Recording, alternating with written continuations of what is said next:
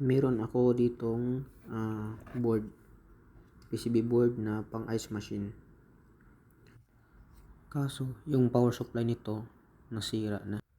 Itong diode shortage na. Itong winding ng inductor nasunog na rin. Tapos yung NTC thermistor sabog. Yung tatlong piyesa na defective wala akong available. Ang ginawa ko, naghanap ako ng external power supply. Ang kailangan lang natin gawin, itong 7805 supplyan lang natin ng 5 volts para mabuhay yung low voltage circuit. Ito naman power supply na galing sa lumang DVD.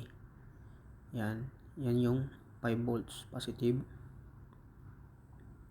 Tapos i-determine natin yung wiring. Yan, may positive at saka negative. Yung dalawang wire lang kailangan natin. Tapos lagyan natin ng lead para kakapit yung wire.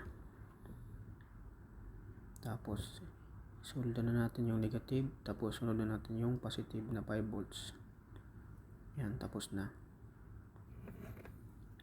Tapos lagay na natin yung communication ng display. Tapos power on na natin. Yan may display na siya. Nabuhay na yung board.